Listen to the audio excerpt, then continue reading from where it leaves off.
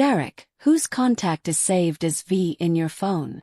My voice came out steadier than I felt. My hands were shaking in my lap.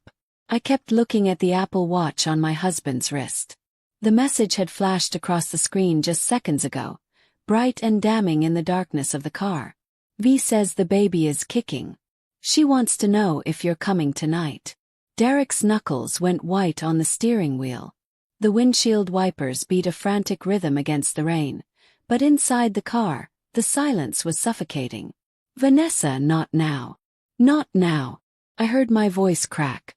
Not now. Derek, answer the question. Who is V? He didn't look at me. His jaw clenched so tight I could see the muscle jumping beneath his skin. We had been driving back from his company dinner. The same dinner where I had smiled and played the perfect wife for 3 hours while his colleagues complimented us on our beautiful marriage. 5 years. We had been married for 5 years. Answer me. My hand shot out and grabbed his arm. The car swerved slightly. Derek's head whipped toward me, and for the first time in our marriage, I saw something in his eyes that made my blood run cold. Not guilt. Not remorse. Rage. You want to know. His voice was low, dangerous. Fine. It's Vivian. Happy now. The name hit me like a physical blow. Vivian. My best friend. My maid of honor. The woman who had held my hand through my father's funeral last year. Who came to our house every Sunday for brunch. Who had been in our lives since college. You're lying. But even as I said it, I knew he wasn't. Every late-night meeting, every business trip, every time he had pulled away when I tried to touch him. The way Vivian had stopped meeting my eyes 3 months ago. The way she had cancelled our last 4 coffee dates. She's pregnant. The question came out as a whisper. Derek's silence was answer enough. How long? 2 years. 2 years. Not a mistake. Not a moment of weakness. 2 years of lying, of betrayal, of looking me in the eye every morning and pretending we were building a life together. I felt something break inside my chest, something vital and irreparable. Pull over. My voice didn't sound like my own. Vanessa. I said pull over. He did. The car jerked to a stop on the side of the road. We were 20 minutes outside the city, on a stretch of highway I didn't recognize. Rain hammered the roof like bullets. Through the window, I could see nothing but darkness and the occasional sweep of headlights from passing cars. I'm sorry. Derek's words were flat, emotionless. I didn't want you to find out like this. I turned to look at him, really look at him. The man I had loved since I was 22. The man I had built my entire adult life around. And I realized with sudden, crushing clarity that I was looking at a stranger. You're not sorry you did it, I said quietly. You're sorry you got caught. His silence confirmed everything. My hand found the door handle. I don't know what I was thinking. I just needed out. Out of this car, away from him. Away from the suffocating reality that my entire marriage had been a lie. What are you doing? Derek's voice sharpened. Vanessa, don't be dramatic. Get back in the car. But I was already out, already standing in the rain.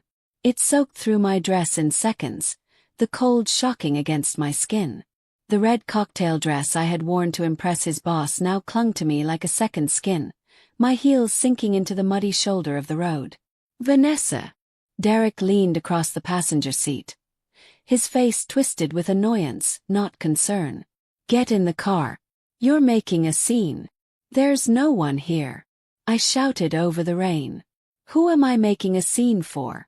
Just get in. We'll talk about this at home. Home. I laughed, and it sounded unhinged even to my own ears. You mean the home where you've been lying to me for 2 years? That home. You're being hysterical. That word. That dismissive, condescending word he always used when I showed any emotion he didn't want to deal with. Something in me snapped. Drive away then, I said. If I'm so hysterical, if I'm such a burden, just go. I expected him to get out, to come around the car, to apologize, to beg, to show some hint of the man I thought I had married. Instead, Derek looked at me for a long moment, his face illuminated by the green glow of the dashboard. Then he reached across and pulled the passenger door shut. The car rolled forward. "Derek!" I lunged after it, my heels skidding on the wet pavement. "Derek, wait!" But the taillights were already disappearing into the rain, leaving me alone on a dark highway in the middle of nowhere. He left me. He actually left me. "Hey there, my wonderful friend.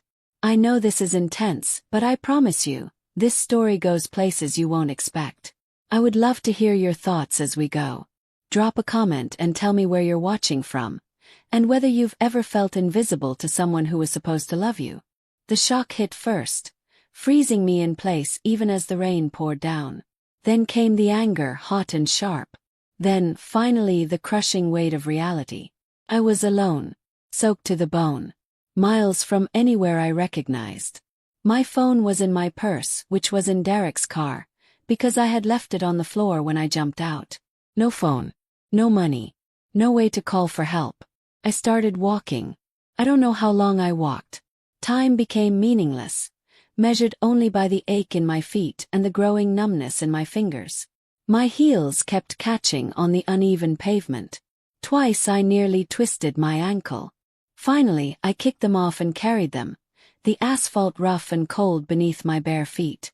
Cars passed occasionally, their headlights blinding me before they disappeared back into the darkness. None of them stopped. Why would they?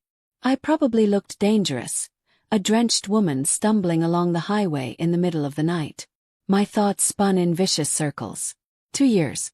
Vivian was pregnant. Derek had looked at me with such cold indifference. Had he ever loved me? Had any of it been real? I was so lost in my spiral of misery that I didn't notice the car slowing behind me until the headlights cast my shadow long across the road. I turned, squinting against the brightness.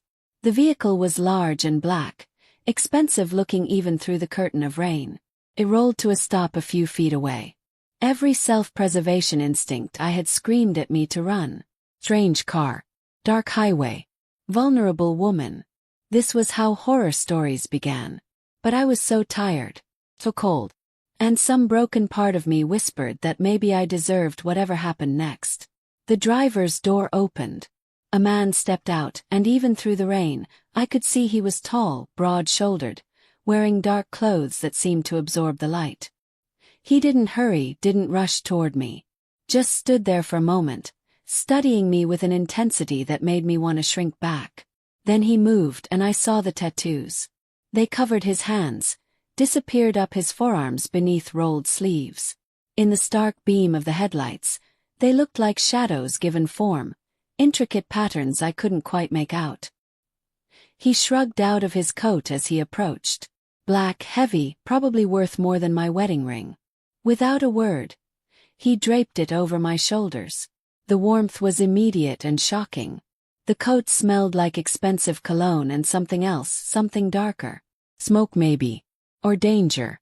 No one leaves a woman like you in the rain. His voice was rough, low, with an edge that suggested violence kept carefully leashed. I looked up at him. Really looked. His face was hard angles and sharp edges, a scar cutting through his left eyebrow, eyes so dark they looked black in the dim light. This was not a safe man. Not a good Samaritan stopping to help out of the kindness of his heart. This was a predator who had found something interesting.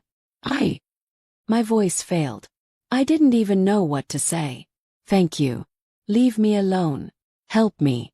You're bleeding." He nodded toward my feet. I looked down. He was right. Blood mixed with rainwater, streaming from cuts I hadn't even felt. "I can take you wherever you need to go," he said. "Or I can leave you here. Your choice." It should have been an easy decision. Stranger danger. Never get in a car with someone you don't know. All the lessons I had learned as a child. But Derek's face flashed through my mind. The cold indifference. The way he had driven away without a backward glance. At least this stranger was honest about what he was. I don't have anywhere to go. The truth spilled out before I could stop it. Something flickered in those dark eyes. Not pity. Something else. Something that looked almost like recognition. "Then come with me." He turned and walked back to the car, confident I would follow. And God help me, I did. The interior of the car was warm and dark, all leather and polished wood. I sank into the passenger seat, still clutching his coat around my shoulders, leaving a puddle of rainwater beneath me. The door closed with a solid, expensive thunk that sealed out the storm. He slid into the driver's seat and the engine purred to life. For a moment neither of us spoke. The silence felt heavy with questions neither of us knew how to ask. "Nicholas." He said it without looking at me, eyes on the road as he pulled back onto the highway. "My name is Nicholas Marcello. Vanessa." My voice sounded small. "Vanessa Hart." "What happened tonight, Vanessa Hart?" There was no judgment in the question, just curiosity. I should have lied. Made up something simple and safe. But I was too exhausted for pretense. "My husband is having a baby with my best friend." He left me on the side of the road when I confronted him about it. The words came out flat, emotionless. "Shock probably. 2 years. They've been together for 2 years. Nicholas's hands tightened on the steering wheel, just slightly. "Your husband is a fool. You don't know me. Maybe he had his reasons." "There's no reason." His voice went hard. "You don't abandon someone you're supposed to protect. You don't leave them vulnerable.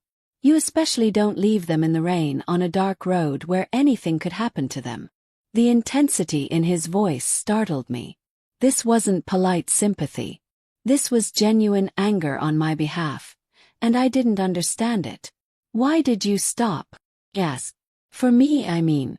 Most people wouldn't. Most people aren't me." It wasn't an answer, but somehow it was. I studied his profile in the green glow of the dashboard. Strong nose, hard jaw, that scar bisecting his eyebrow.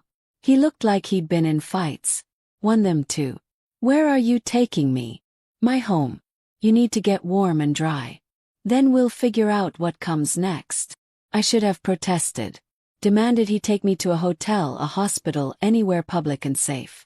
But the truth was I had no money, no ID, no way to pay for anything. My credit cards were all joint accounts with Derek. If I used them, he'd know exactly where I was. Did I want him to know where I was?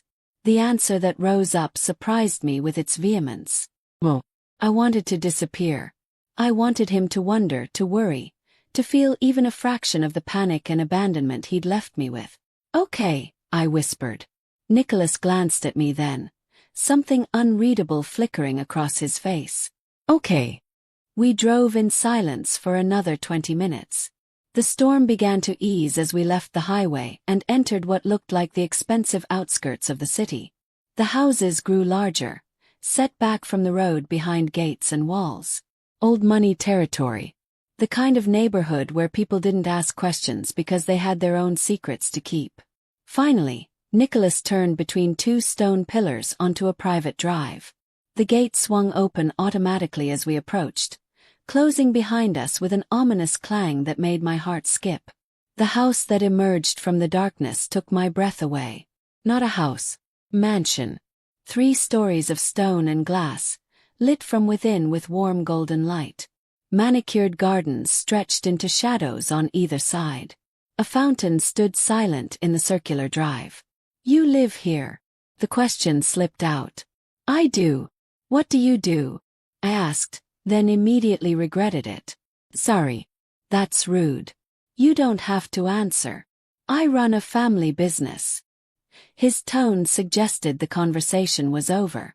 A family business that afforded a mansion like this and a car that probably cost 6 figures. I wasn't naive. I knew what that likely meant. But I was too numb, too broken, to care about the danger I might be walking into. Nicholas parked near the front entrance and came around to open my door. His coat was still around my shoulders, his shirt now soaked through from the brief exposure to the rain. I could see the tattoos more clearly now. They weren't random. They were deliberate, artistic. Roses and thorns wound up his forearms. Roman numerals marked the inside of his wrist. And on his left hand, across the knuckles, a word in elegant script that I couldn't quite read in the dim light. He noticed me looking but said nothing, just offered his hand to help me out of the car. His palm was warm and calloused against mine. Strong. The kind of hand that could hurt someone very badly if it wanted to. The front door opened before we reached it. A woman stood in the entrance, older, maybe 60, with silver hair pulled back in an elegant bun and sharp eyes that took in everything in a single glance. She looked at Nicholas's wet shirt, then at me in my ruined dress and bare feet, then at the coat around my shoulders. Her expression didn't change, but I saw understanding flash across her face. Nicholas. Her voice was crisp, professional, with just a hint of an Italian accent. I wasn't expecting you to bring a guest. Teresa, this is Vanessa. She needs a room prepared and medical attention. He gestured to my bleeding feet. Can you handle that? Of course. Teresa's eyes softened when they landed on me. Come, dear. Let's get you taken care of. I looked back at Nicholas, suddenly uncertain. He had been my anchor for the last hour, the solid presence that kept me from completely falling apart. The thought of him leaving now sent an irrational spike of panic through me. He seemed to sense it. I'll be right upstairs. Teresa will take care of you. I nodded and followed the older woman into the house. The interior matched the exterior. Elegant, expensive, beautiful in a way that felt both welcoming and intimidating. Marble floors, high ceilings, art that looked original rather than reproduction. But there were personal touches too. Fresh flowers in vases. Photographs in silver frames. Books stacked on side tables. Actually read rather than decorative. Someone lived here. Really lived here. Teresa led me up a sweeping staircase to the second floor, down a hallway lined with closed doors, and into a bedroom that was bigger than the entire apartment I'd lived in during college. The bathroom is through there, she said, pointing to a door on the left. I'll bring you something to wear and a first aid kit. Take a hot shower. You're shaking. I hadn't noticed, but now that she mentioned it, I couldn't stop the tremors running through my body. Thank you, I managed. Teresa paused at the door, her expression softening. Whatever you're running from, you're safe here. Nicholas doesn't bring people home. The fact that he brought you means something. Before I could ask what that meant, she was gone. I stood in the center of the enormous bedroom, dripping on the pristine hardwood floor, and finally let myself feel the full weight of what had happened. Derek had left me.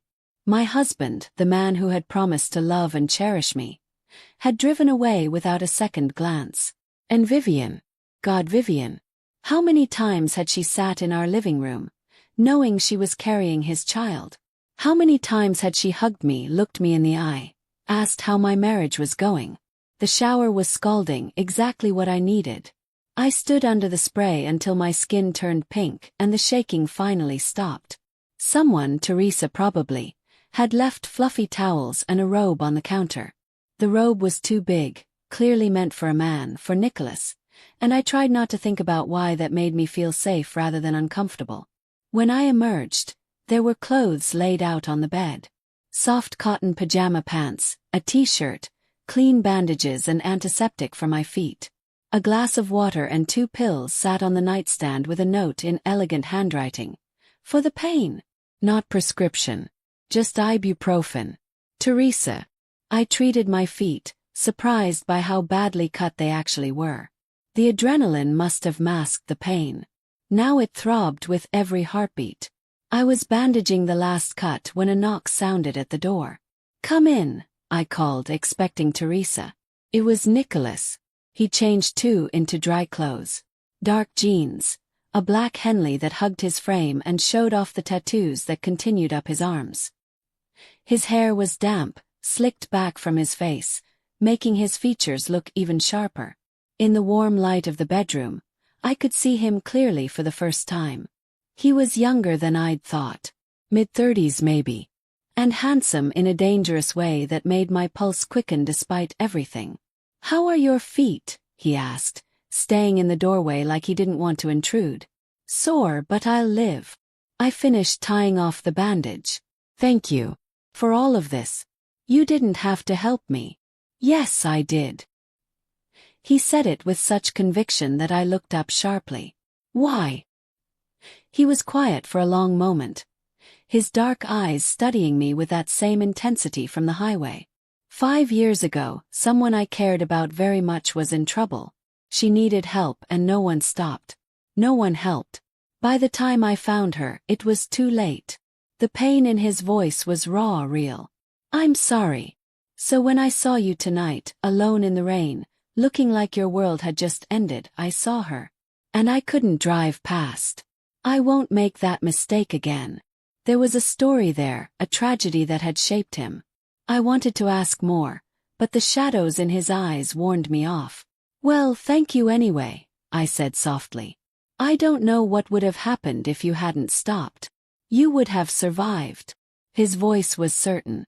You're stronger than you think. I don't feel strong. I feel broken. Nicholas stepped into the room then, closing the distance between us until he was standing right in front of me. Close, he was overwhelming. Tall and broad and radiating a barely contained power that should have terrified me. Instead, I felt safe. Broken doesn't mean weak, he said quietly. Sometimes breaking is what makes us stronger. The cracks are where the light gets in. I looked up at him, this dangerous stranger who had shown me more kindness in an hour than my husband had in months, and felt something shift in my chest. I don't even know you. No, he agreed. But you will. Sounded like a promise. Or maybe a warning. Stay here tonight, Nicholas continued. Tomorrow we'll figure out what you need. But right now you need to rest. He was right. Exhaustion was pulling at me, the adrenaline finally wearing off and leaving me hollow and drained. Okay. Nicholas turned to leave, then paused at the door.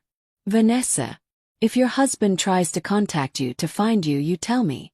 Understand? There was something in his voice that sent a shiver down my spine. Not fear. Anticipation. Why would you care about that? His eyes met mine, hard and cold and full of promise. Because no one whose mind gets treated like that. And right now, whether you realize it or not, you're under my protection. That makes you mine. He left before I could process that statement, the door clicking shut softly behind him. I sat on the edge of the enormous bed in a stranger's house wearing borrowed clothes, and realized that my entire life had changed in the span of a few hours. I had lost my husband, my best friend, my marriage, my home. But maybe, just maybe, I had found something else. Something dangerous. Something real. I slipped under the covers and closed my eyes, and for the first time in 2 years, I slept without the weight of Derek's lies pressing down on my chest. I woke to sunlight streaming through unfamiliar windows and the smell of fresh coffee. For one blissful moment I forgot where I was. Forgot everything that had happened. Then reality came crashing back with brutal efficiency. Derek. Vivian. The rain. Nicholas. I sat up slowly, my body aching in places I didn't know could ache. My feet throbbed despite the bandages. The bedside clock read 9:47 a.m. I never slept past 7, not even on weekends. Derek liked breakfast at 7:30 sharp. Derek didn't get a vote anymore. The thought brought a savage satisfaction that surprised me. Someone had left clothes folded on the chair by the window. Women's clothes this time, in exactly my size. Dark jeans, a soft cream sweater, undergarments still in their packaging. How had they known my size? I dressed carefully, my feet protesting every movement, and made my way downstairs. The house looked different in daylight. Less intimidating, more lived in. I followed the smell of coffee and the low murmur of voices to what turned out to be an enormous kitchen. Teresa stood at the stove, and Nicholas sat at the large island in the center, a tablet in front of him and a phone pressed to his ear. He was speaking rapid Italian, his voice clipped and authoritative. When he saw me in the doorway, he held up one finger in a wait gesture and finished his conversation. We'll discuss this tonight. No excuses. He ended the call and set the phone down. Good morning. How did you sleep? Better than I expected. I crossed to the island. Accepting the cup of coffee, Teresa slid toward me with a grateful smile. Thank you for the clothes. How did you know my size? I'm observant, Nicholas said simply. Teresa made a small sound that might have been a laugh. He has one of his people check your driver's license photo in the DMV database and cross-referenced your social media pictures to estimate your measurements. Then he had someone go to 3 different stores at 6 this morning to get options. I stared at him. You hacked the DMV. I made a phone call, Nicholas corrected. There's a difference. That's terrifying. That's thorough. He took a sip of his own coffee, watching me over the rim. You needed clothes. Now you have them. I should have been disturbed. This man had access to resources and information that normal people definitely didn't have. But instead I felt something else. Cared for. After years of Derek barely noticing when I cut my hair, someone had moved mountains to make sure I had clean clothes. Thank you, I said quietly. Something warm flickered in Nicholas's eyes. You're welcome. Teresa set a plate of food in front of me. Eggs, toast, fresh fruit. My stomach growled, reminding me I hadn't eaten since lunch yesterday. I dug in while Nicholas went back to his tablet, occasionally typing notes or answering brief messages. We ate in comfortable silence. It should have been awkward, sharing breakfast with a man I'd just met, but it wasn't. It felt strangely natural, like something we'd done 100 times before. I was finishing my coffee when Nicholas's phone rang again. He glanced at the screen and his expression darkened. It's for you. He turned the phone so I could see the screen. The number calling was Derek's. My heart jumped into my throat. How does he have your number? He doesn't. He's calling every phone number associated with this address. Property records are public. He's working through the list. Nicholas's voice was calm, but there was an edge to it. Do you want to talk to him? Did I? Part of me wanted to ignore it, to let Derek panic and wonder. But another part needed to hear his voice, to confirm that last night had really happened. Yes. I reached for the phone. Nicholas handed it to me, but before I could answer, he caught my wrist gently. Remember, you don't owe him anything. Not explanations, not forgiveness, nothing. I nodded and pressed answer, putting it on speaker at Nicholas's gesture. Hello. Vanessa. Derek's voice exploded through the line. Relief and anger tangled together. Jesus Christ, where are you? I've been calling everyone. I filed a missing persons report. Your mother is losing her mind. You filed a missing persons report. I repeated incredulously. You left me on the highway, Derek. You drove away. I came back, he protested. I drove around for an hour looking for you, but you were gone. Where the hell are you? Whose phone is this? I'm safe. That's all you need to know. The hell it is.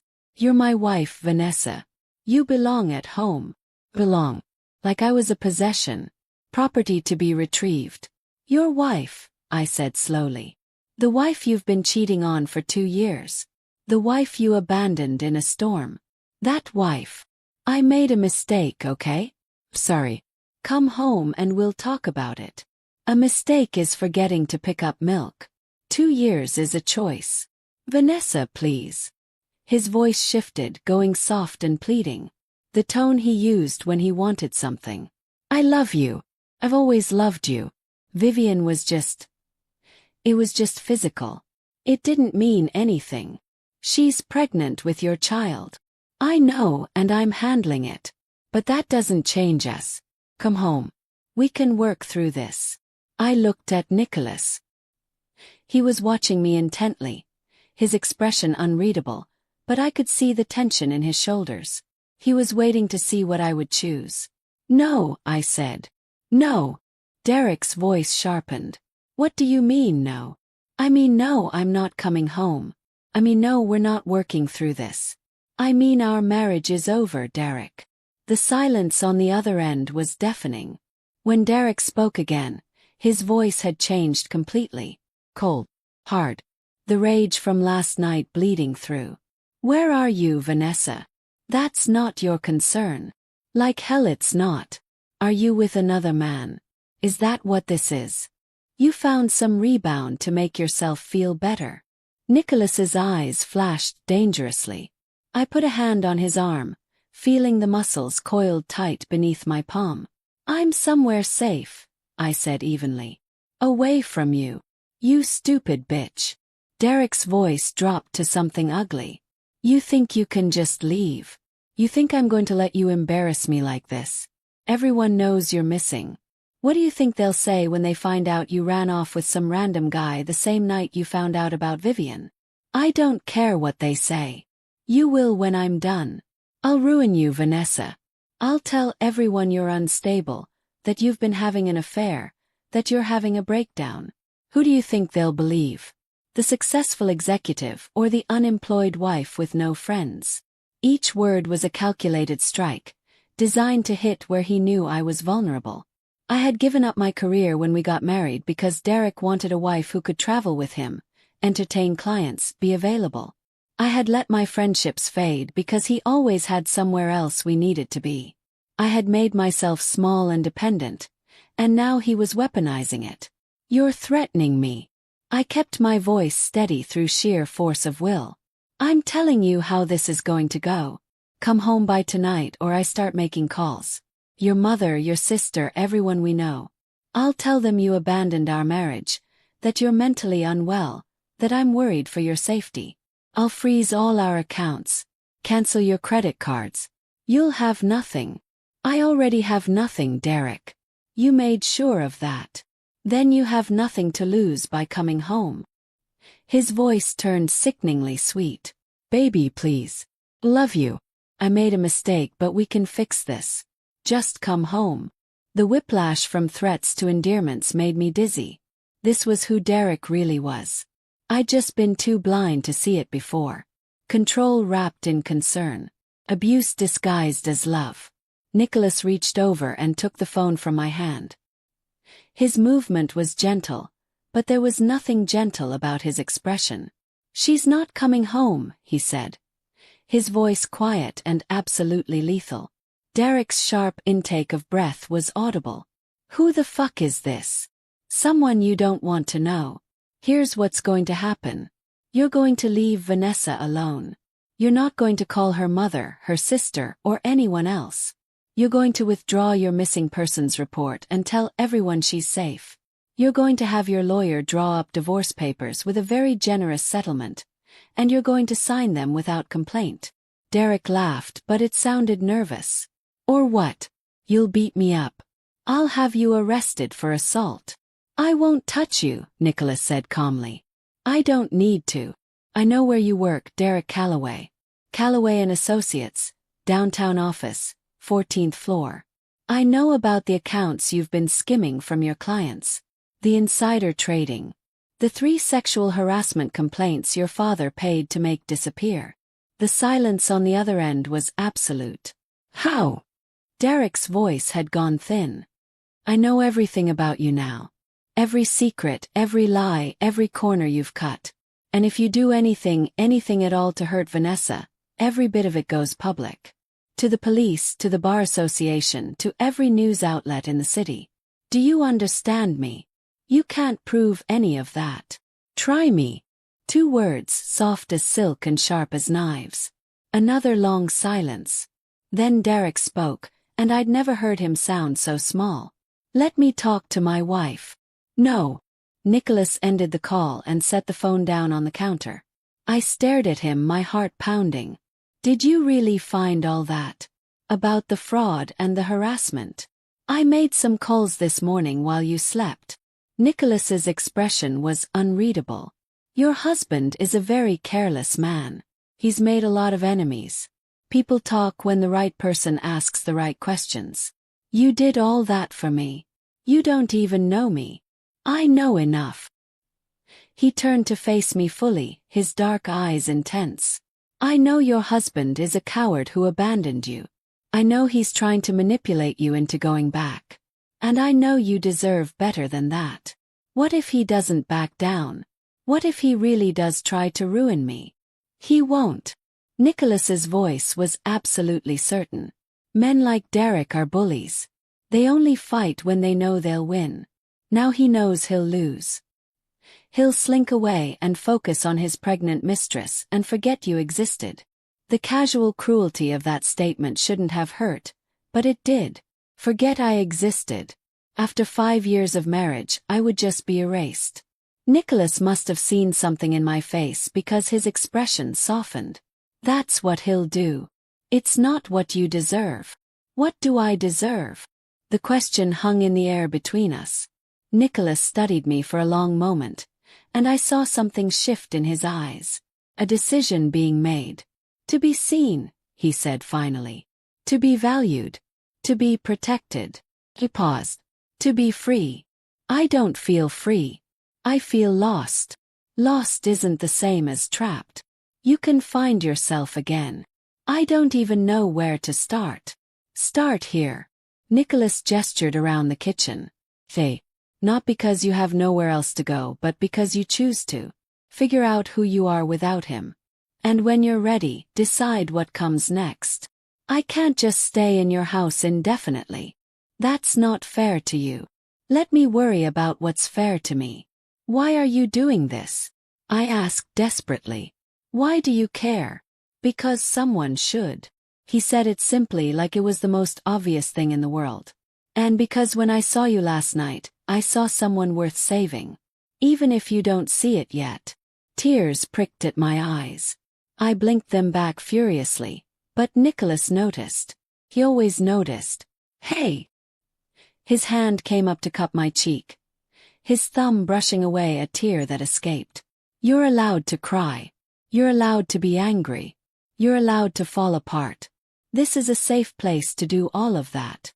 The gentleness in his touch, the understanding in his voice, broke something open inside me. I started to cry in earnest, great heaving sobs that shook my whole body. And Nicholas pulled me into his arms and held me while I shattered. He was solid and warm and steady, one hand in my hair, the other rubbing circles on my back. He didn't tell me it would be okay. Didn't offer empty platitudes. Just held me and let me break. When the storm finally passed, I pulled back, embarrassed. I'm sorry. I got your shirt wet. I have other shirts. His hands lingered on my shoulders. Feel better. A little. Still feel like my life is a disaster. Your old life is a disaster. This is a chance to build a new one. With you. The question came out before I could stop it. Nicholas's eyes went dark and intense. If you want. I don't understand what you're offering. Neither do I yet, he admitted. But I know I want you here. I know when I look at you, I feel something I haven't felt in a long time. And I know that if you leave, I'm going to regret it. My heart was pounding so hard I was sure he could hear it. I'm still married. Technically. Technically isn't actually. And after that phone call, I think we both know your marriage is over in every way that matters. He was right. There was no going back from this. Derek had shown his true colors, and I had chosen to stay here instead of going home. I had chosen Nicholas. The realization should have terrified me. I had known this man for less than 24 hours. But when I looked into his eyes, I didn't see a stranger. I saw someone who had seen me at my absolute worst and decided I was worth protecting anyway. Okay, I whispered. I'll stay. Nicholas's expression transformed. Not a smile exactly, but something warmer. Satisfied. Possessive. Good. His thumb traced my cheekbone. Because I meant what I said last night. You're under my protection now. That makes you mine. And I don't let go of what's mine. The weight of that statement settled over me. This wasn't just shelter. This was a claim. Nicholas was marking territory, drawing a line in the sand. I was choosing his protection, yes, but I was also choosing him. And he was choosing me right back. Before I could overthink it, before I could talk myself out of it, I rose up on my toes and kissed him. For a heartbeat, Nicholas went absolutely still. Then his arms came around me, pulling me flush against him, and he kissed me back with an intensity that stole my breath. This wasn't a gentle kiss.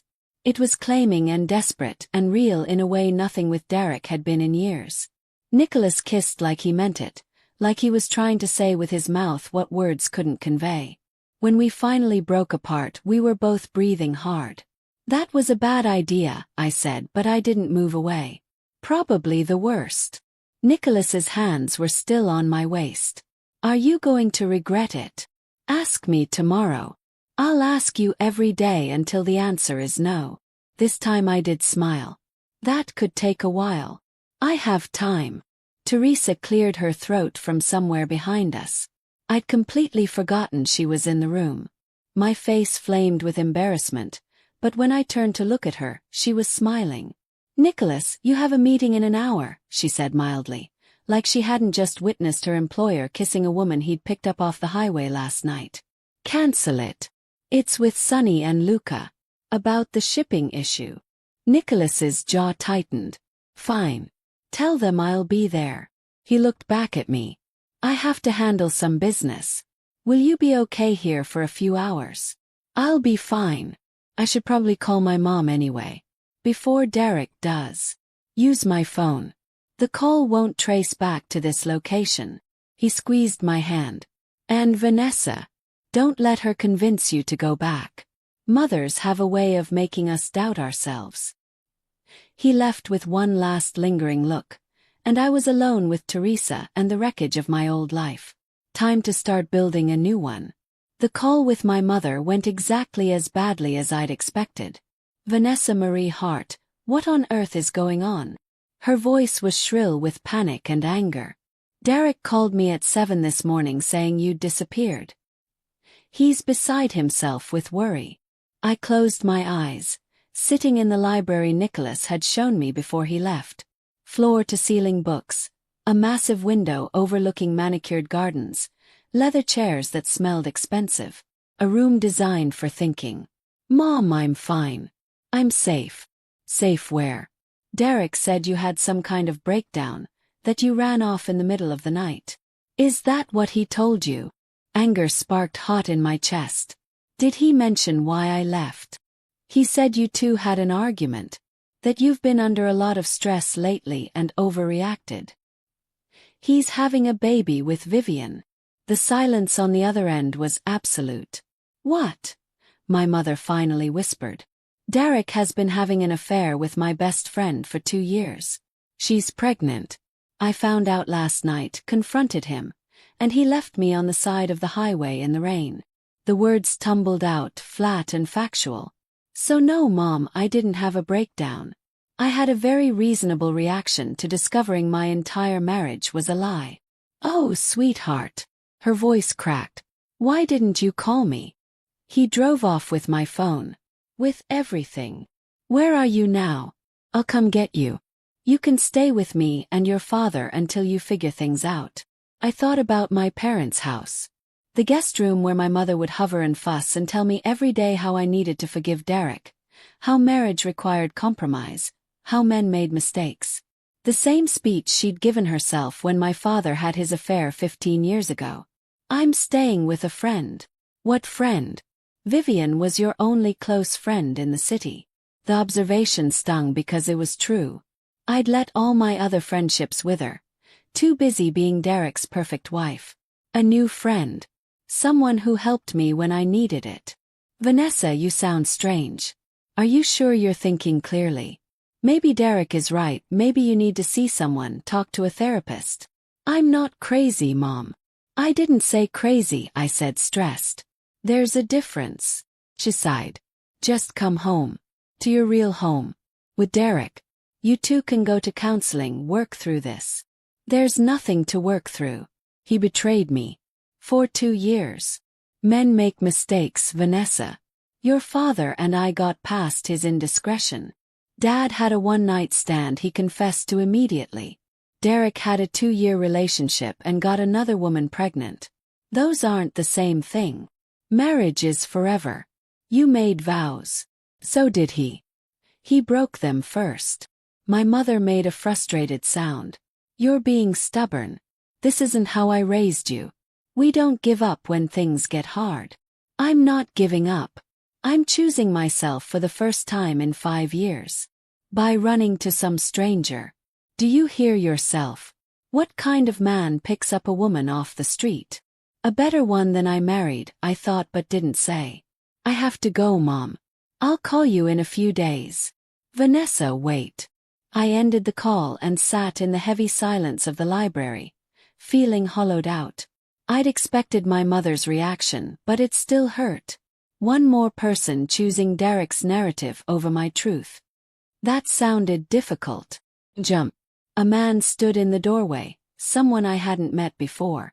Mid-30s, expensive suit, slicked back dark hair, and a smile that didn't reach his eyes.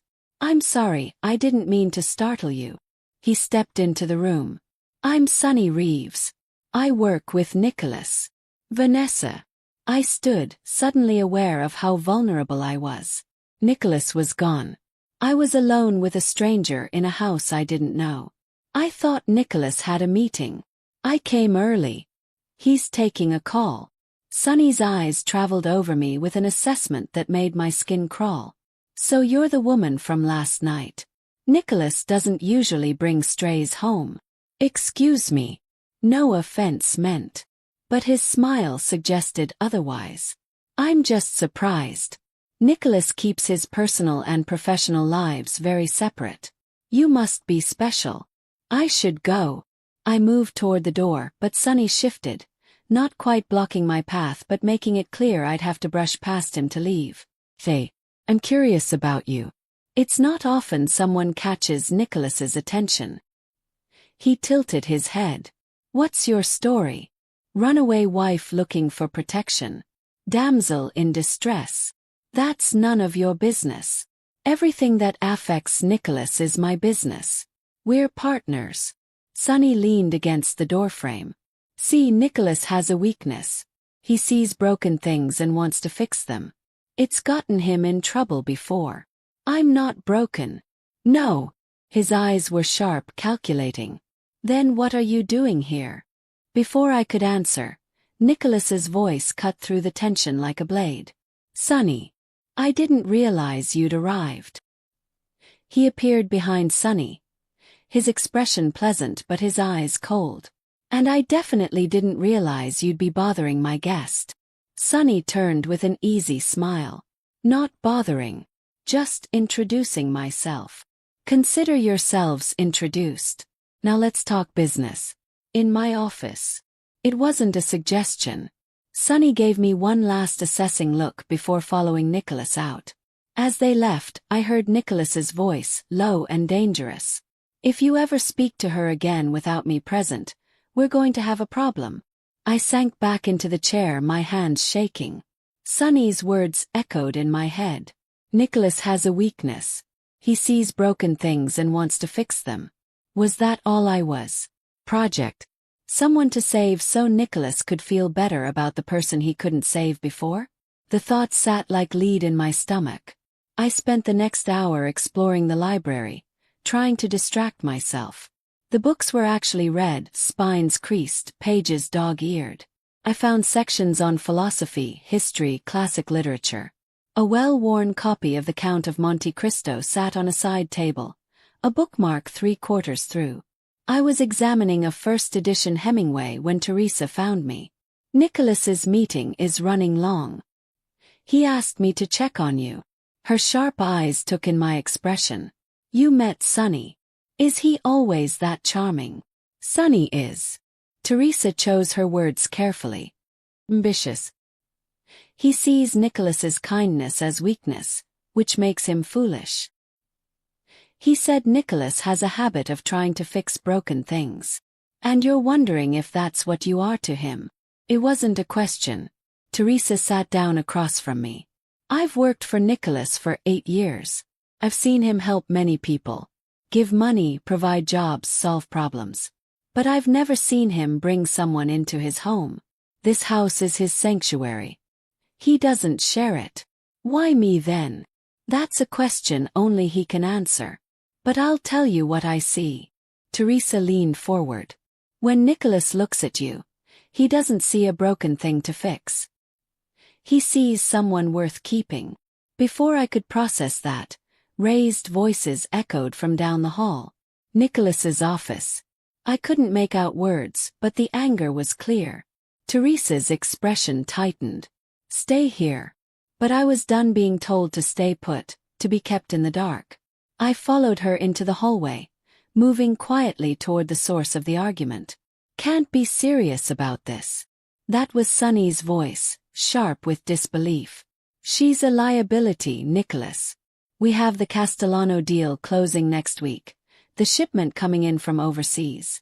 This is the worst possible time to have some random woman in your house. She's not random. And she's not your concern. Nicholas's voice was ice cold. Everything you do is my concern. We're partners, remember?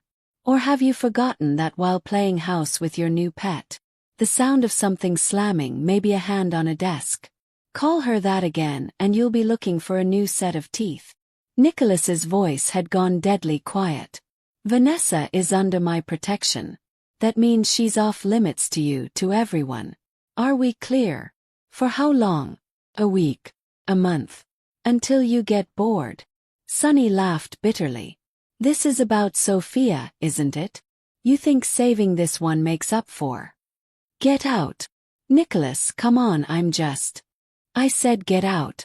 We'll finish this conversation when you remember who you're talking to. Step. I barely had time to duck into an alcove before Sunny stormed past. His face twisted with anger. A moment later, another man followed, younger, early 20s, with the same dark coloring as Nicholas. He caught sight of me and paused. You must be Vanessa. His smile was genuine, warm. I'm Luca. Nicholas's brother. Brother. I hadn't known Nicholas had family. Unfortunately for him, yeah. Luca grinned.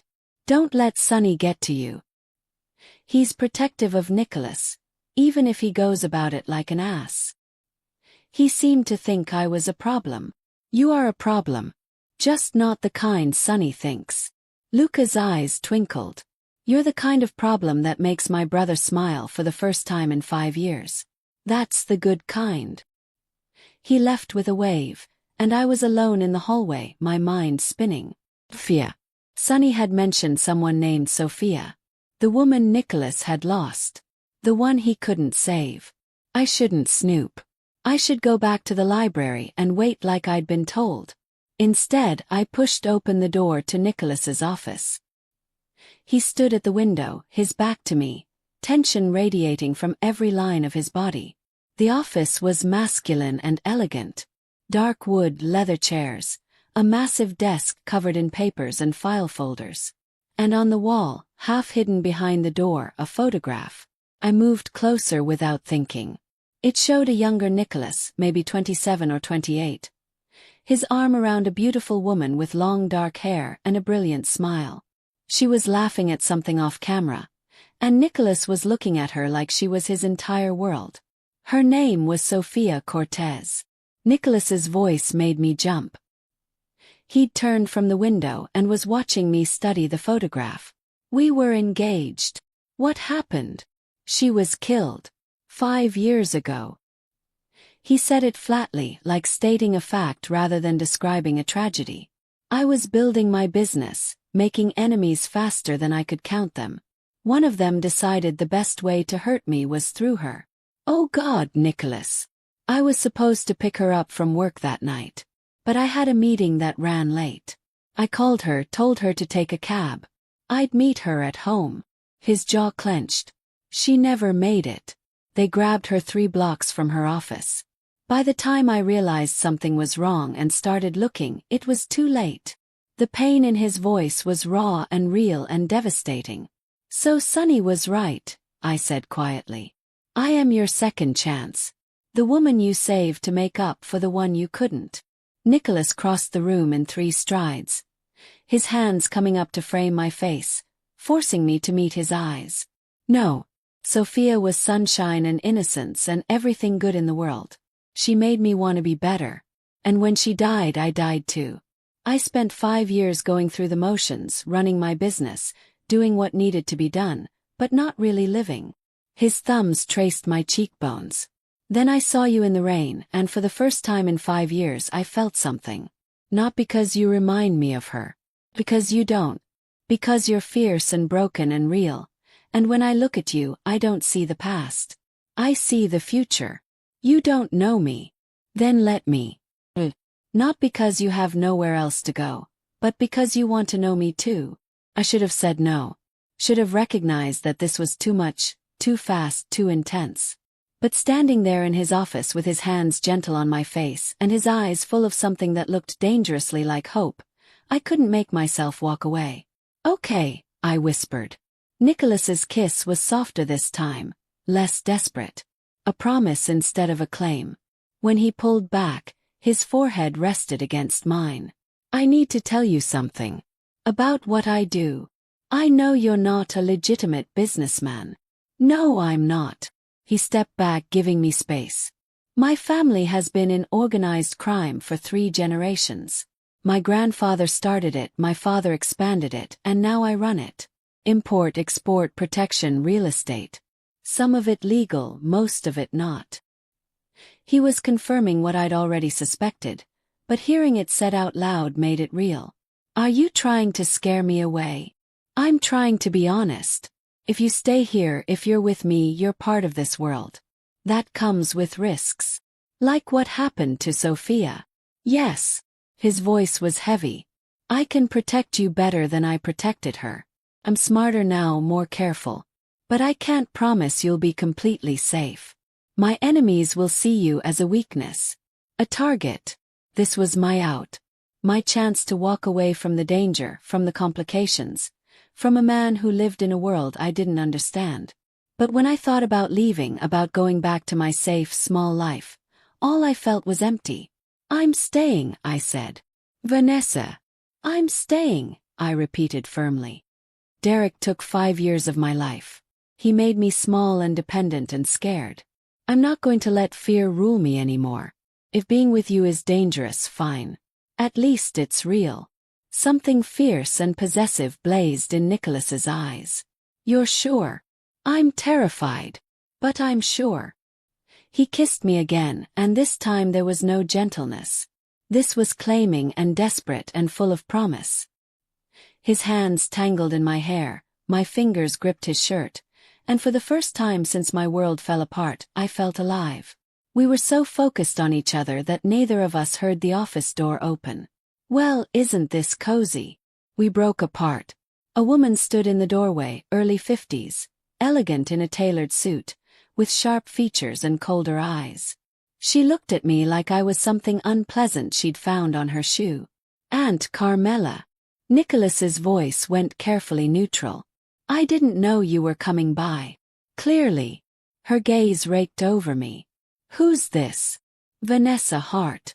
Vanessa, this is my aunt Carmela Marcello. She handles the financial side of the business. How nice. Carmela's smile was all teeth. Another one of your charity cases, Nicholas. I thought you'd learned your lesson about bringing strays into the family. Vanessa is my guest. You'll treat her with respect. Of course. But her eyes said otherwise. I need to speak with you. Privately. We have a situation with the Castellano shipment. Can it wait? No. The single word was sharp as a knife. Nicholas looked at me apologetically. I'm sorry. This will take a while. It's fine. I gestured vaguely. Teresa will get you anything you need. He squeezed my hand once, a silent promise, and I left him with his aunt. But as I walked back to the library, I couldn't shake the feeling that Carmela's appearance was more than just bad timing. The way she'd looked at me, the contempt in her voice when she said, "Another one." I was missing something. Some piece of the puzzle that everyone else could see. And I had a terrible feeling that when I figured it out, everything was going to fall apart. 3 days passed in a strange, suspended reality. I fell into a rhythm at Nicholas's house. Mornings in the library with coffee and books. Afternoons learning to cook with Teresa, who turned out to have endless patience and a dry sense of humor that surprised me. Evenings with Nicholas when he finished work, talking over dinner about everything and nothing. He told me about growing up in his family, the pressure to take over the business, the violence he'd witnessed as a child. I told him about my lonely childhood as an only child, my parents' cold marriage, the way I'd thought Derek was my escape only to realize I'd traded one cage for another. Kissed. But Nicholas never pushed for more. seemed content to let things develop slowly. Like he knew I needed time to figure out who I was before I could give myself to someone else. It was perfect, which should have been my first warning that it couldn't last. On the fourth morning, I woke to find a box on the chair in my room. Inside was a phone, new and top of the line, already programmed with Nicholas's number, Teresa's, Luca's, and a few others I didn't recognize. The note attached read, "So you can call for help if you need it, or just to talk. Nicholas." Something warm bloomed in my chest. I was adding the phone to my contacts when it rang. Unknown number. I almost didn't answer, but curiosity won out. "Hello, Vanessa." Vivian's voice hit me like a physical blow. "Please don't hang up." My finger hovered over the end call button. "How did you get this number?" "Derek hired a private investigator. He found out you're staying with Nicholas Marcello." Her voice trembled. "Vanessa, please, you have to listen to me. You're in danger. The only danger I was in was with your boyfriend. My husband. Remember him? I know you hate me. I deserve that. But this isn't about us. It's about him. Nicholas. Do you know who he is? What he does?" "I know exactly who he is." "No, you don't. I've been doing research. Vanessa, he's dangerous. His family is connected to murders, extortion, drug trafficking. 3 women connected to him have disappeared in the last 10 years. Just vanished." My blood ran cold. "You're lying." "I'm not. I'm sending you links right now. Police reports, news articles, everything. Please just look at them. And then get out of there before you become the fourth." The call ended. A moment later, texts started flooding in. Links to news articles, police reports, public records. Clicked on the first one. The headline made my stomach drop. "Local woman missing.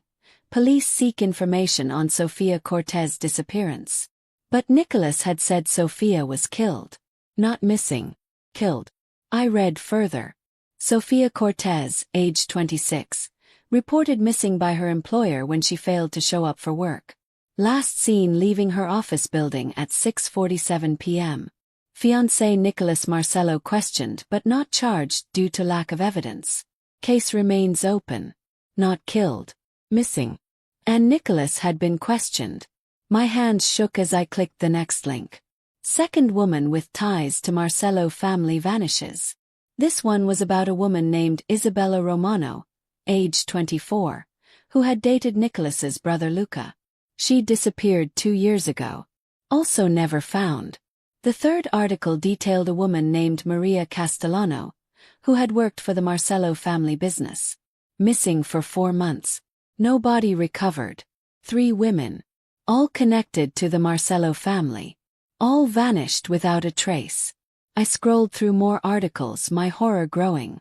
There were allegations of witness intimidation, evidence tampering, police on the Marcello payroll, a pattern of violence and disappearances stretching back years. And Nicholas at the center of it all. Well, this couldn't be right. Nicholas had been honest with me about his business, about the risks. He wouldn't lie about Sofia. Would he? I needed answers. I needed to talk to him. I found Nicholas in his office, focused on his computer. He looked up when I entered, his expression warming. "Good morning. I was just about to come find you. There's a gallery opening tonight. I thought you might. Tell me about Sofia." He went very still. "What about her? You said she was killed. But the police reports say she disappeared. That they questioned you. That they never found a body." Nicholas's expression shuttered. "Who have you been talking to? Does it matter? Just tell me the truth. What happened to Sofia?" He stood slowly, moving around the desk toward me. I took an instinctive step back. Something flickered in his eyes. Hurt maybe. The truth is complicated. Then uncomplicated. Nicholas was quiet for a long moment. "Sofia didn't die the way I said. She disappeared. I told you I was supposed to pick her up that night, that I was late. That part was true. But when I went looking for her, I found evidence that she'd been taken by the Volkov family. Russian mob, rivals of ours. They wanted to use her as leverage, force me to give up territory. What happened? I went to negotiate. Brought money, offered them deals, anything to get her back. His voice went flat, emotionless. When I got there, they told me she was already dead. That she'd tried to escape and they'd killed her. But they wouldn't give me the body. Said they'd dumped it where I'd never find it. The police think you did something to her. The police think a lot of things. Most of them wrong. Nicholas's eyes were hard. I loved Sophia. I would have died to protect her. Her disappearance nearly destroyed me. Then why did you lie about how she died? Because my fiancé was kidnapped and murdered by Russian mobsters isn't exactly a first date conversation. I simplified. I shouldn't have. I'm sorry. Made sense. It was logical. But something still felt off. What about the other women? Isabella Romano. Maria Castellano. Isabella left Luca and moved to Seattle. She calls him every few months. Maria stole from us and ran. We let her go because tracking her down wasn't worth the trouble. Nicholas took a step closer. Vanessa, whoever sent you those articles is trying to scare you. Trying to make you doubt me. Who was it? Derek. Does it matter? Yes, it matters. Because someone is feeding you half-truths and lies, and you're believing them. Can you prove any of what you're saying? That Isabella is alive, that Maria ran away. I can have Luca call Isabella right now if you want. But I shouldn't have to prove myself to you. You should trust me. I've known you for 4 days, Nicholas. 4 days. And you're asking me to ignore police reports and trust you blindly. I'm asking you to look at who I've been to you. Have I hurt you? Threatened you? Given you any reason to fear me? He hadn't. In 4 days, Nicholas had been nothing but protective, patient, kind. But then again, Derek had been wonderful for the first year of our relationship too. My silence was answer enough. Nicholas's expression went cold. You're going to leave. I didn't say that. You don't have to. I can see it in your eyes. Someone plants a few seeds of doubt and you're ready to run. His laugh was bitter. I thought you were different. I thought you were stronger than that. The words hit like a slap. That's not fair. Isn't it? The first time things get complicated, the first time you have to choose to trust me, you fold. Just like you folded with Derek. I left Derek. After 2 years of infidelity. After he literally abandoned you on a highway. You didn't leave because you were strong, Vanessa. You left because you had no other choice. Each word was a surgical strike, cutting into insecurities I'd barely acknowledged. That's cruel. It's honest. You want to know the truth. Here it is. You've spent your entire adult life making yourself smaller for other people. Your parents, Derek, probably every friend and boyfriend before him. And now you're doing it again. Someone tells you I'm dangerous, and instead of asking me directly, instead of trusting what you've seen with your own eyes, you're looking for an excuse to run. I did ask you directly. And when I gave you an answer, you didn't believe it. Because believing it means staying. Means choosing something real instead of running back to what's safe. Being with you isn't safe. You said so yourself. I said it came with risks. That's different from being unsafe. I would never hurt you, Vanessa. But you're so determined to see yourself as a victim that you can't recognize when someone is trying to love you. The word love hung in the air between us, shocking us both. Nicholas ran a hand through his hair. His control fraying.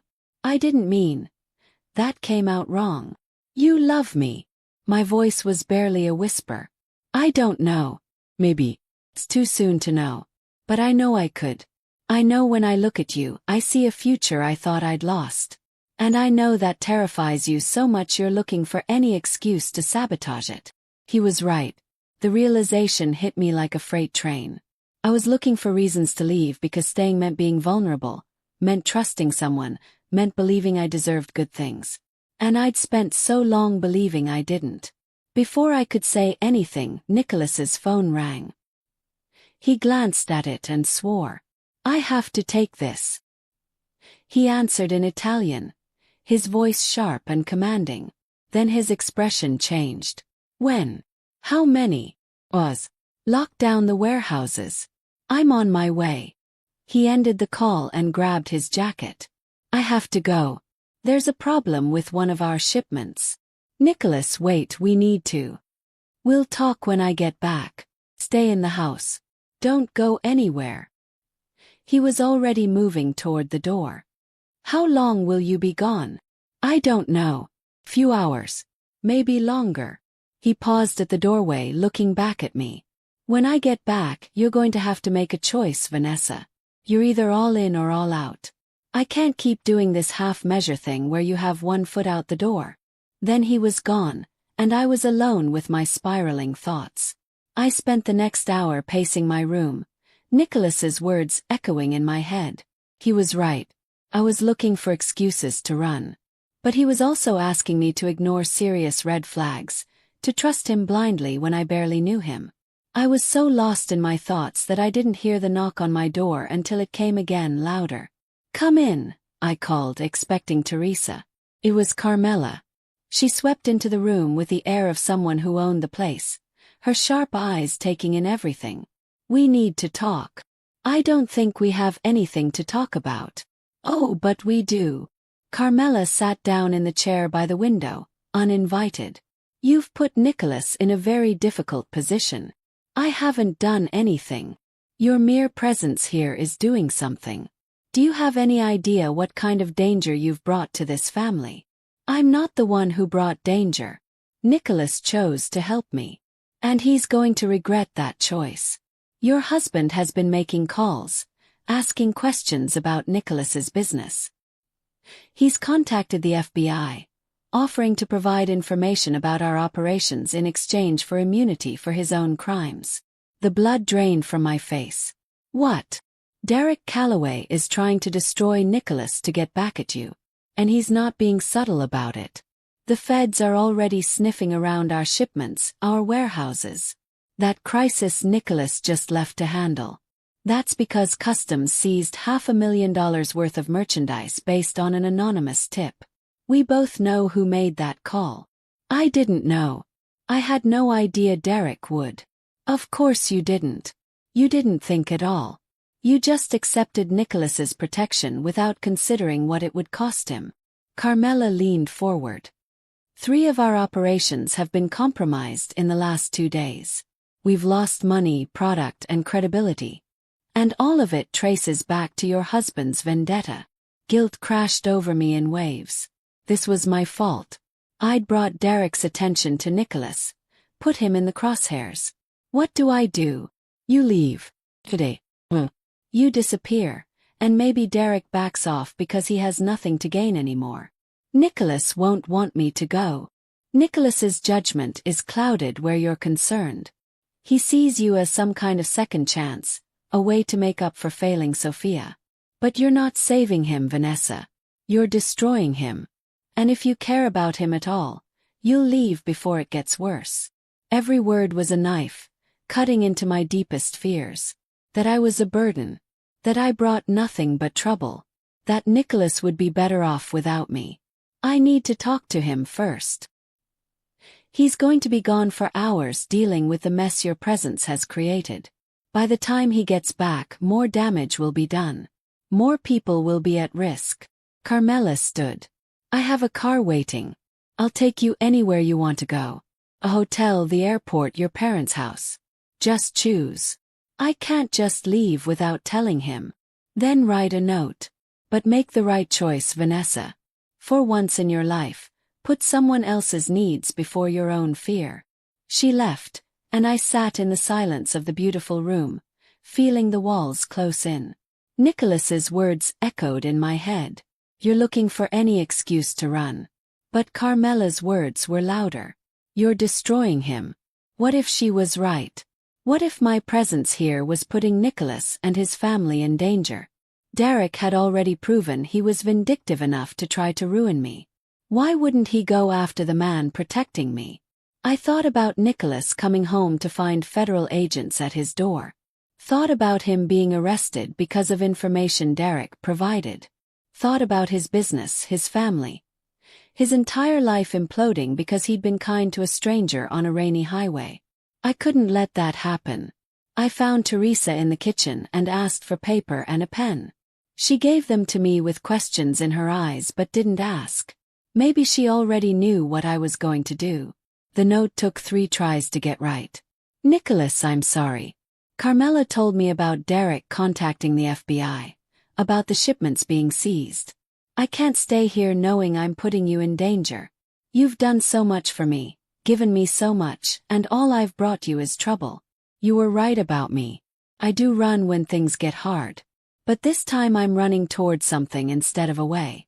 I'm running toward the woman I want to be. Someone strong enough to protect the people she cares about, even if it means walking away. Thank you for seeing me when I felt invisible. Thank you for making me feel worth saving. I hope someday I'll believe it. I'm sorry I'm not brave enough to stay. Vanessa. I left the note on his desk and walked out of the house with nothing but the clothes Nicholas had bought me and the phone he'd given me. Carmela's car was waiting in the drive, just like she'd said. A driver I didn't recognize opened the back door. I took one last look at the mansion, at the place where I'd felt safe and seen and valued for the first time in years. Then I got in the car. Where to? The driver asked. The Grandview Hotel downtown. It was the first place that came to mind, a hotel I'd passed 100 times. Neutral territory. We drove in silence. I watched the mansion disappear in the side mirror and told myself I was doing the right thing.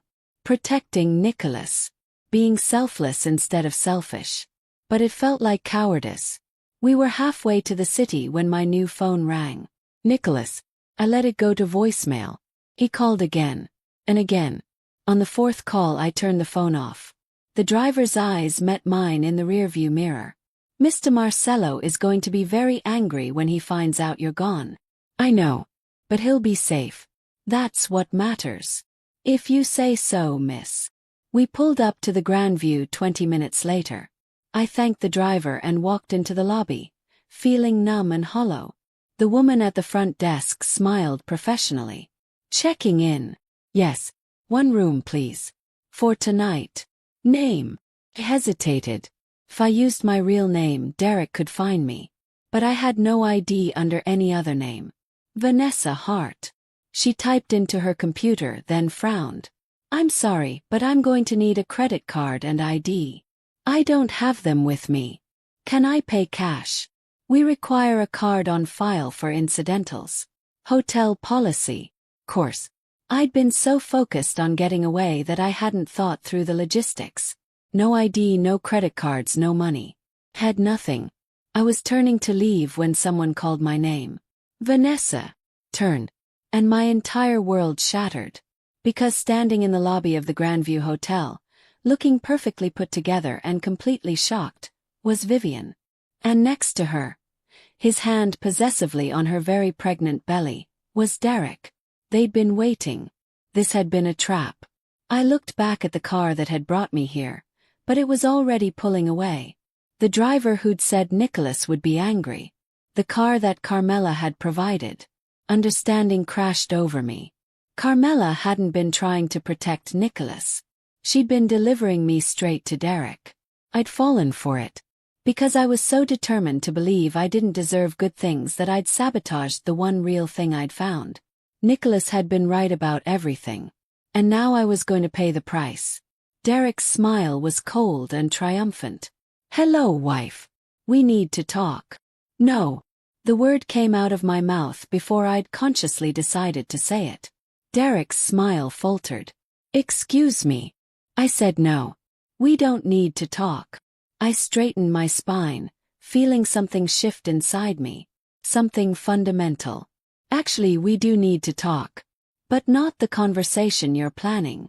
Derek's expression hardened. He took a step toward me, and I saw Vivian's hand tighten on his arm. She looked different than I remembered. Tired.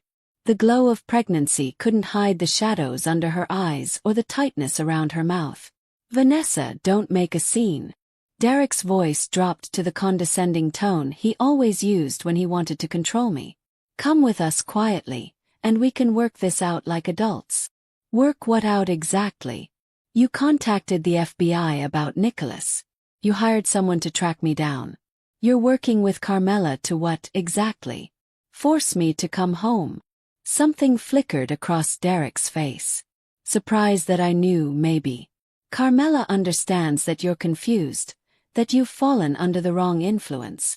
She's helping me get you somewhere safe. Safe? I laughed, and it sounded nothing like the broken woman from 4 days ago.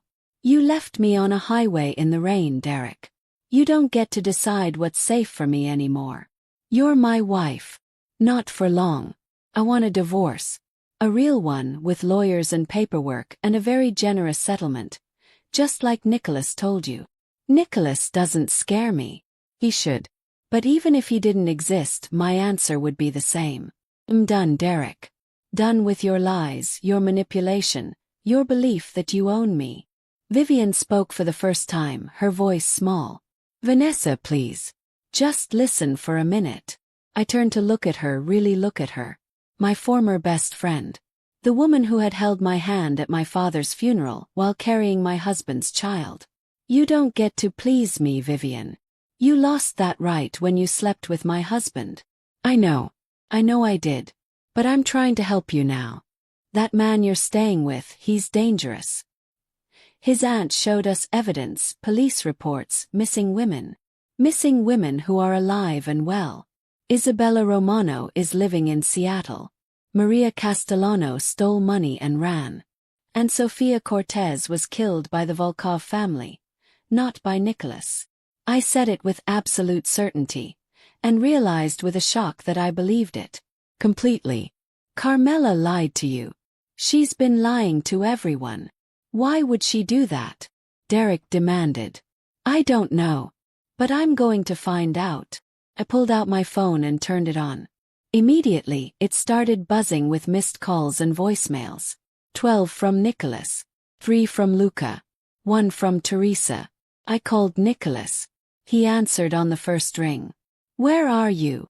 His voice was rough, frantic. Vanessa, where the hell are you? The Grandview Hotel.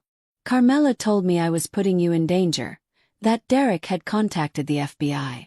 She said I needed to leave and had a car take me here. Derek and Vivian were waiting. The silence on the other end was absolute. Then quiet and deadly. I'm 10 minutes away. Don't go anywhere with them. Do you understand me? Stay in public, stay where people can see you, and wait for me. Nicholas, I'm sorry, I should have. We'll talk about it later. Right now, just stay safe. He ended the call. I looked up to find Derek watching me with barely concealed rage. You called him. Of course you did. He stepped closer, and this time I didn't back away. You've changed, Vanessa. I don't like it. Good. Because I'm not changing for you. I'm not changing for anyone ever again. You think you're so strong now. You're nothing without me. No job, no money, no friends. That gangster will get bored of you in a few weeks.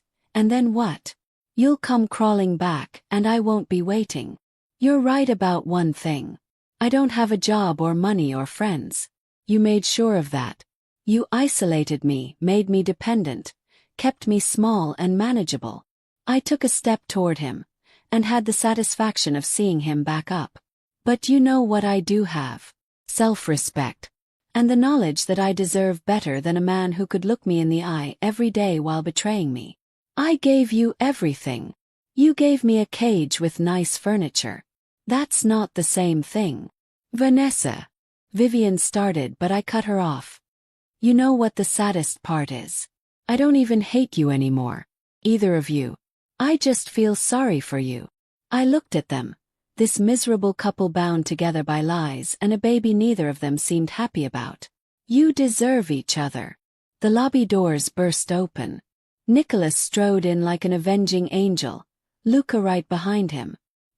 His eyes found me instantly, scanning me for injuries, for signs of distress. When he seemed satisfied I was physically unharmed. His attention shifted to Derek. You must be the husband. Nicholas's voice was conversational, but there was murder in his eyes. Derek puffed up. And you must be the criminal taking advantage of my wife's vulnerability. Funny. From where I'm standing, you're the only one who took advantage of her. Nicholas moved to stand beside me, not touching but close enough that I could feel the heat of him. A united front. I believe I made myself clear on the phone. Vanessa is off limits. She's my wife. She's not off limits to anyone. Actually, a new voice interjected. She won't be your wife for much longer. A woman walked into the lobby, professional and polished, carrying a briefcase. She went straight to me and held out her hand. Mrs. Calloway. I'm Jennifer Chen, family law attorney. Mr. Marcello retained me this morning to handle your divorce proceedings. I stared at Nicholas. You hired me a lawyer. I hired you the best divorce lawyer in the state. She's never lost a case. His eyes were soft when they met mine. I told you. All in or all out. I'm all in, Vanessa.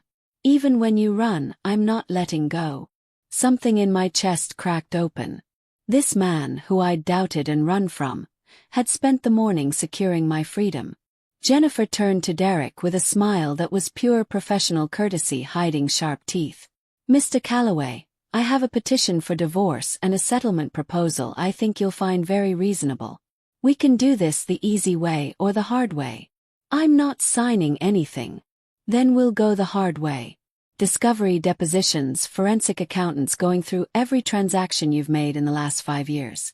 I'm particularly interested in those offshore accounts and the client funds you've been skimming. She pulled a folder from her briefcase. Mr. Marcello's people are very thorough. Derek's face went pale. You're bluffing. Try me. Jennifer's smile never wavered. Sign the papers, give Vanessa a fair settlement, and all of this stays private. Fight me, and I'll make sure everyone knows exactly what kind of man you are. I watched Derek calculate his options, watched the moment he realized he'd lost. His shoulders slumped. How much? $500,000 plus the house in your name only so she can sell it, plus alimony for 3 years while she gets back on her feet. Jennifer's voice was crisp. Non-negotiable. That's insane. That's generous, considering what I could get in court. You have 24 hours to decide. Jennifer handed him the folder and turned back to me. I'll be in touch about next steps. In the meantime, don't contact your husband directly. Everything goes through me. She left as efficiently as she'd arrived. Derek stood holding the folder like it might explode. His face mottled with rage and humiliation. This isn't over, he said, but it sounded hollow. Yes, it is. I met his eyes and felt nothing. No anger, no hurt, no lingering attachment. Just relief. Sign the papers, Derek.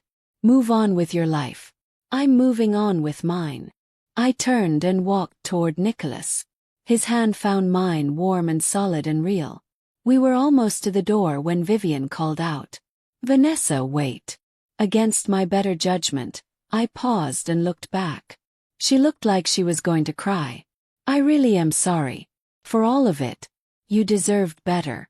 You deserved the truth. You're right. I did. I squeezed Nicholas's hand. But maybe this was how it was supposed to happen. Maybe I needed my world to fall apart so I could build a better one. I left without looking back. Outside, Luca was leaning against a black car, grinning. That was amazing. Did you see Derek's face when Jennifer pulled out the offshore account information? How did you find all that so fast? Asked Nicholas. I started looking into Derek the morning after I picked you up. I told you I'm thorough. He cupped my face in his hands. You scared the hell out of me. I came home and you were gone, and all I could think about was Sophia, about being too late again. I'm sorry. Carmela said I was putting you in danger, that Derek had contacted the FBI, and I just believed her. I didn't think. We need to talk about Carmela. Nicholas's expression darkened. But first I need to know. Are you staying? Really staying? 'Cause I meant what I said. I need you all in. I can't do this halfway. I thought about the woman I'd been 4 days ago, standing in the rain, broken and lost. Then I thought about who I'd become. Someone who stood up to her ex-husband. Someone who recognized her own worth. Someone brave enough to choose love even when it was terrifying. "I'm all in," I said. "I'm staying. Not because I have nowhere else to go, but because I want to be with you. Even though it scares me. Especially because it scares me." Nicholas kissed me, and it felt like a promise. Like a beginning. When we broke apart, Luca was still grinning. "Finally. Took you long enough." He climbed into the driver's seat. "Now can we go deal with Aunt Carmela? Because I've been waiting years for someone to finally call her out on her manipulative garbage." On the drive back, Nicholas explained. Carmela had been embezzling from the family business for years. Small amounts that added up over time. She'd covered her tracks well, but the increased federal scrutiny had made Nicholas take a closer look at the books. "She found out I was investigating this morning. She must have panicked and decided her best option was to get rid of you, make it look like you'd left on your own. Blame you for the FBI attention." Nicholas's jaw clenched. "She gambled that I'd be too hurt to look closely at what she'd been doing. What are you going to do? Give her a choice. Return the money and retire quietly, or face the family council and the consequences of betraying us." We arrived at the mansion to find Carmela in the foyer, a suitcase at her feet. She looked up when we walked in, and her expression cycled through shock, anger, and resignation. "I see your little pet found her way home," she said to Nicholas. "Vanessa isn't a pet. She's the woman I love. And you used her to cover your own crimes." Nicholas's voice was ice cold. "We found the accounts, Carmela. All of them. $2 million over 6 years. Carmela's facade cracked. I helped build this business. I deserved more than your father was willing to give me. So you stole. And when you got caught, you tried to destroy an innocent woman to save yourself."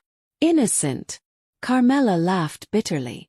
"She brought federal attention to our family. No, you did that when you got sloppy with your embezzlement. Derek contacting the FBI was just convenient timing you tried to exploit." Carmela looked at me with pure hatred. "This is your fault. Everything was fine until you showed up. Everything was falling apart long before I arrived," I said quietly. "You just needed someone to blame." Teresa appeared from the hallway. "The car is ready." Carmela picked up her suitcase. "Where am I going?" "Wherever you want. As long as it's far from here." Nicholas's voice was final. "You have 24 hours to return the money. After that, I stop being generous." We watched her leave. When the door closed behind her, I felt the last piece of tension drain from my body. Nicholas pulled me close. "I'm sorry. I brought you into this mess. You brought me into your life. The mess came with it. I can handle it. I know you can." He pressed his forehead to mine. "You're stronger than you think, Vanessa Hart. You always have been. I'm starting to believe that." 3 months later, I stood in the library holding my settlement check. $500,000. Freedom in paper form. Jennifer had been as good as her word. Derek had signed the papers within 12 hours, probably terrified of what else Nicholas's people might uncover. The divorce was final last week. I was officially free. "What are you going to do with it?" Nicholas asked from the doorway. "Thought about that a lot. About using it to start over somewhere new, build an independent life. But every time I imagined my future, Nicholas was in it. I'm going to invest some, donate some to women's shelters, and use the rest to go back to school. I gave up my career for Derek. I want to finish what I started." "What did you study?" "Architecture. I was 2 semesters from my degree when Derek convinced me to quit." Nicholas smiled. "The library needs renovating, and I'm thinking about expanding the East Wing. I could use a good architect. Is that a job offer?" "It's whatever you want it to be." He crossed the room and took my hands. "Stay because you want to. Work because you want to. Build a life here because it's what you choose, not because you have no other options. I choose this." I kissed him softly. "I choose you. Every day I choose you." even knowing what I am, what I do, especially knowing you've never lied to me about who you are. That's more honesty than I got in 5 years of marriage. Nicholas pulled me close, and I breathed in the scent of him. Smoke and expensive cologne and home. I love you, Vanessa. I should have said it before. I was afraid I was moving too fast, that I'd scare you away. But I'm done being afraid. Love you. Everything about you. The broken parts and the strong parts and all the parts still figuring themselves out. I love you too. The words felt right. True. You saw me when I was invisible. You protected me when I was vulnerable. You let me fall apart and helped me put myself back together. How could I not love you? We stood there in the library as the sun set, two broken people who'd found each other at exactly the right time. I thought about the woman who'd stood in the rain 4 months ago, shattered and lost. She would never have believed that devastation could lead to this, that being left behind could lead to being found. But standing in Nicholas's arms, in a home that had become mine, planning a future I actually wanted, I understood something fundamental. Sometimes you have to lose everything to find what you were meant to have all along. Sometimes the worst night of your life is the beginning of the best chapter. And sometimes the man who stops in the rain is the one who changes everything. What are you thinking about? Nicholas murmured against my hair. That I'm glad you stopped. That night. I'm glad you didn't drive past. I'll never drive past you, Vanessa. No matter what storms come. I'm here. Always. It was a promise. Wow. The kind that actually meant something. And for the first time in my adult life I believed it. My phone buzzed. Text from Luca. Family dinner tonight. Teresa is making your favorite. Don't be late or I'm eating your portion. I laughed and showed Nicholas. He smiled, that rare, genuine smile he saved just for me. Ready to go deal with my crazy family. Always. We walked out of the library hand in hand, toward the sound of laughter and the smell of Teresa's cooking and the life I'd built from the ashes of my old one. Behind us, through the window, rain began to fall. But I wasn't standing in it anymore. I was home. To thank you for following Vanessa's journey. Sometimes the hardest moments break us open so the light can get in. Sometimes leaving everything behind is the only way to find yourself. And sometimes, love finds us exactly when we need it most. If this story touched you, I'd love to hear about it in the comments.